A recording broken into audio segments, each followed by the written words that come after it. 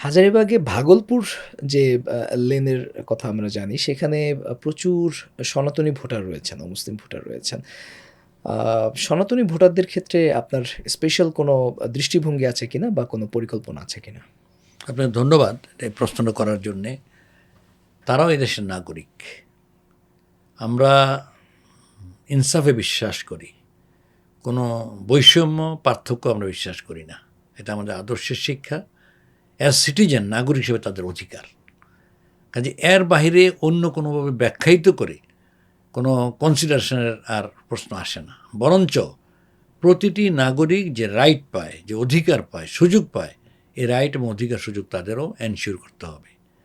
কে কোন ধর্মের, কোন ভাষার, কোন অঞ্চলের, এটা আমাদের সংবিধান, দেশের যে কালচার, এটা কভার করে না।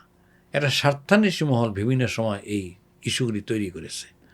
কাজেই নাগরিক হিসাবে আমি আপনি যে অধিকার পাই, তারাও সে অধিকার পাবেন। আপনার শিক্ষা প্রতিষ্ঠানের ম্যানেজমেন্ট করে ফেলুন সম্পূর্ণ ডিজিটালাইজড। ব্যবহার করুন তালিমি ক্লাউড স্কুল বা মাদ্রাসা ম্যানেজমেন্ট সফটওয়্যার। সফটওয়্যারটি সম্পূর্ণ ফ্রি ট্রায়াল নিতে এখনই কিউআর কোড স্ক্যান করুন বা কমেন্টে দেওয়া লিঙ্কের ফর্মটি ফিল আপ করুন।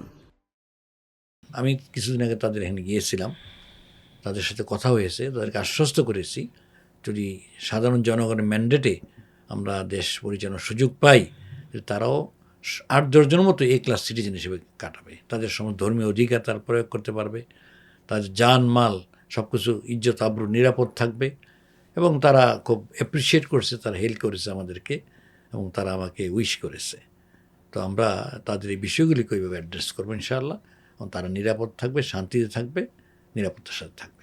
অন্যান্য আসনের মতো আপনার আসনেও প্রায় অলমোস্ট 50% নারী ভোটার রয়েছেন। নারী ভোটাররা বিভিন্ন সময়ে দেখা যায় নির্বাচনের ক্ষেত্রে তাদের উপস্থিতি তুলনামূলক বেশি থাকে।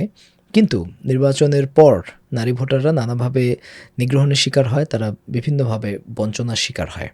নারী ভোটারদেরকে সামনে এগিয়ে নিয়ে আসবার জন্যে, ইনফ্যাক্ট নারীদের মাধ্যমে সমাজের উন্নয়ন ঘটাবার জন্যে আপনাদের দৃষ্টিভঙ্গি কী? আসলে ১৪০০ বছর আগে বিশ্বের শ্রেষ্ঠ নবী, শ্রেষ্ঠ মানুষ মুহাম্মদুর রাসূলুল্লাহ সাল্লাল্লাহু আলাইহি ইসলাম আল্লাহর পক্ষ থেকে যে বিধান পেয়েছেন, শ্রেষ্ঠ বিধান মানবজাতির জন্যে আল ইসলাম আর দিন, এই দিনের ভিত্তিতে যেখানে সমাজ, রাষ্ট্র, দেশ পরিচালিত হবে, সেখানে সবাই তার অধিকার পাবে। নারীরা কারা? তারা আমার মা, আমার বোন, আমার ভাগ্নি, আমার স্ত্রী। ফলে তারা তো আমাদের অবিচ্ছেদ্য অঙ্গ। তাদেরকে উন্নতি ট্রেনে বা যাত্রায় না নিয়ে এ সমাজ উন্নত হবে না।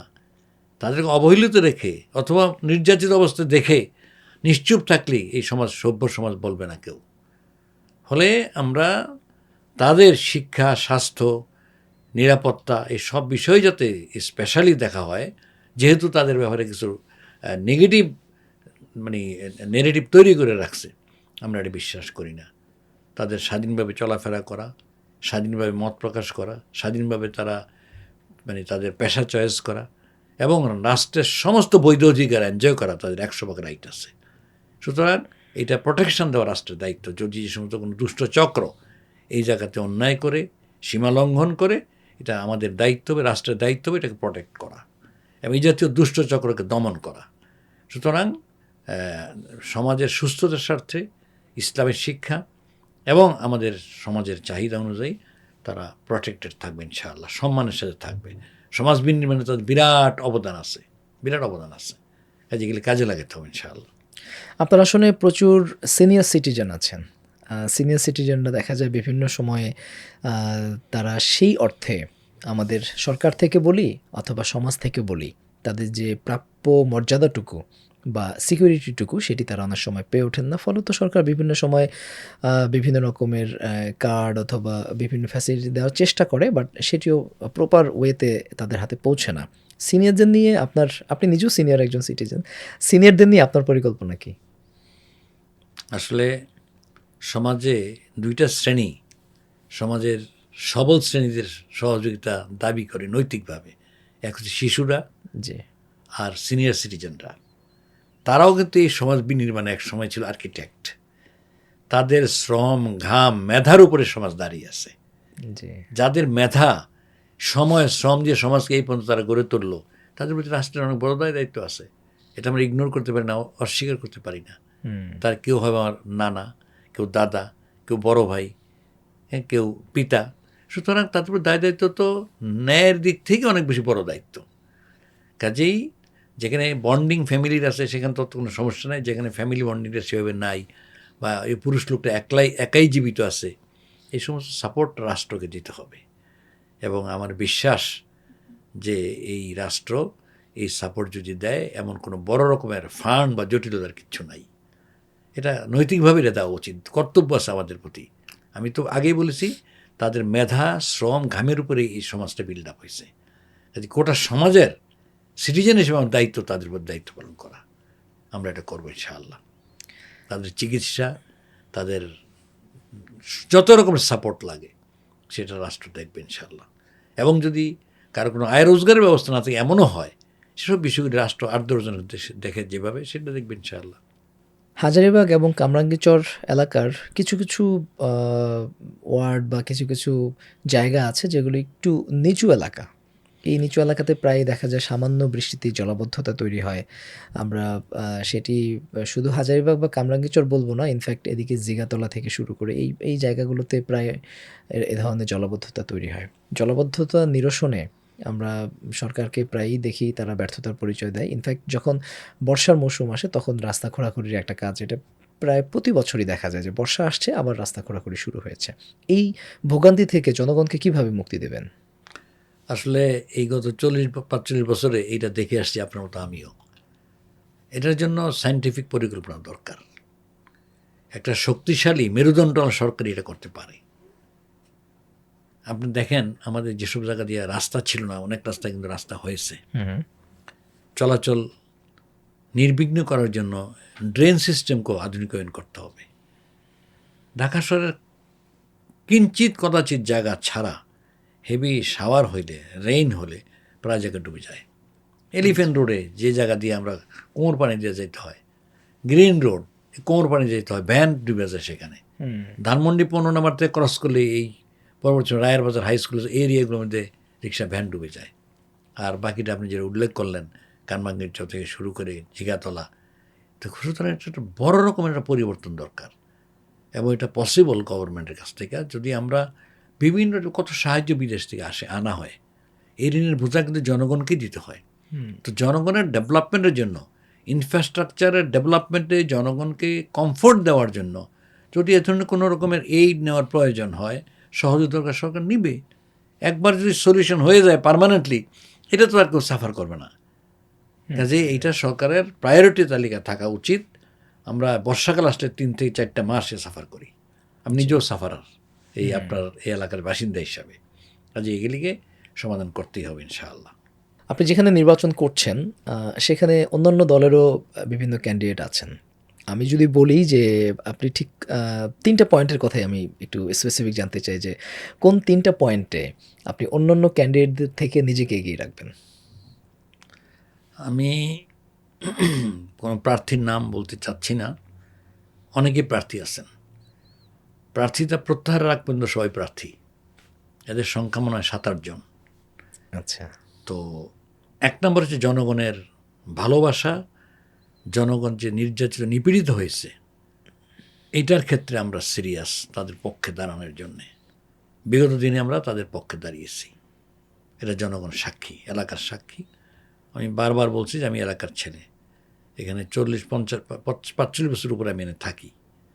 ফলে এখানকার রাস্তাঘাট, জনগণের অভিপ্রায়, সমস্যার সাথে আমি পরিচিত। ফলে তাদের ইস্যুগুলিকে আমি অ্যাড্রেস করার চেষ্টা করছি বিভিন্ন সময় বিভিন্নভাবে, যতটুকু সামর্থ্য ছিল। তৃতীয়ত, বিগত রেজিম যারাই ক্ষমতা শাসন করেছেন, জনগণের প্রত্যাশা অনুযায়ী তারা কাজ করতে পারেননি। একটা তো হচ্ছে সাম লিমিটেশন ল্যাপস, গ্রস লিমিটেশন। জনগণ সাফার করেছে সিরিয়াসলি। তারা চাঁদাবাজি দেখেছে, টেন্ডারবাজি দেখছে এবং দুর্নীতি দেখছে।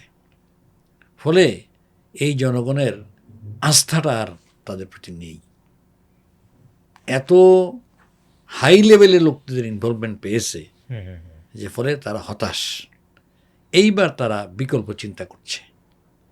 আমি মনে করি জামাত সেই বিকল্প সুযোগটা জনগণকে দিয়েছে, এবং জামাতের দীর্ঘদিনের আদর্শের লড়াই এবং আপসীন ভূমিকা জনগণকে আশ্বস্ত করেছে। এটা দ্বিতীয় পয়েন্ট আমার।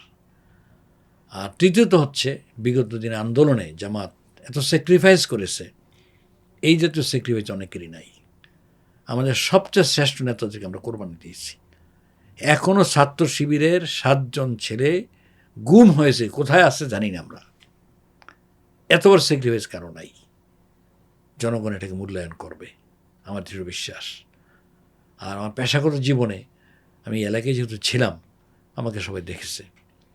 কোনো রকমের কোনো অন্যায়ের সাথে, কোনো দুর্নীতির সাথে, কোনো চাঁদাবাজির সাথে আমাকে তারা সম্পৃক্ত পায়নি। এই বিবেচনা মনে করি জনগণ এটাকে বিবেচনায় রাখবেন। এইসব মিলিয়ে মোদ্দা কথায় জনগণ ইতিবাচক চিন্তা করবে, এটা আমার বিশ্বাস।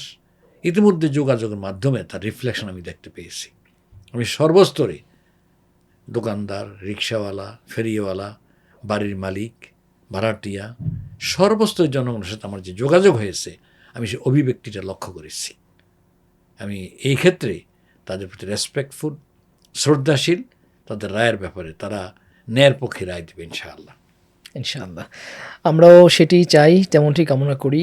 জনগণ সত্যের পক্ষে এবং ন্যায়ের পক্ষেই রায় দেবে। তাতে যিনি সত্য এবং ন্যায়কে ধারণ করেন, লালন করেন, তার বিজয়ী আমরা কামনা করি। আপনি চমৎকার করে আপনার নির্বাচনী আসন ঢাকা 10 নিয়ে আপনার যে পরিকল্পনা, আপনার যে ইশতেহার, সেটি আপনি ব্যাখ্যা করছিলেন। আপনি কিভাবে ঢাকা 10কে আরও সামনের দিকে এগিয়ে নিয়ে যেতে চান, সেই আলোচনাগুলো করছিলেন। আপনাকে আমরা ধন্যবাদ জানাতে চাই। আপনি আমাদের জনতার ইশতেহারে সময় দিয়েছেন। আমরা আপনার জন্য শুভকামনা জানাই, এবং আপনার জন্যে ত্রয়োদশ জাতীয় সংসদ নির্বাচনে যাতে আপনি নির্বাচিত হয়ে আসতে পারেন, যদি আপনি সত্যিই জনগণের পক্ষে কাজ করেন, জনগণের জন্য কাজ করেন, সে আশাবাদ আমরা ব্যক্ত করছি। আপনাকে অনেক ধন্যবাদ। আপনাকেও আমার পক্ষ থেকে ধন্যবাদ, এবং যারা দর্শক শ্রোতা, আপনার মাধ্যমে তাদেরকেও ধন্যবাদ। আমরা ধানমন্ডিবাসী হিসেবে, আমি তাদেরই একজন হিসেবে আমি উইশ করি যেন আল্লাহ রব্বুল আলামিন এই বিগত দিনের জুলুম থেকে, অত্যাচার থেকে, নির্যাতন থেকে, সন্ত্রাস থেকে, চাঁদাবাজি থেকে জনগণ বাঁচতে চায়।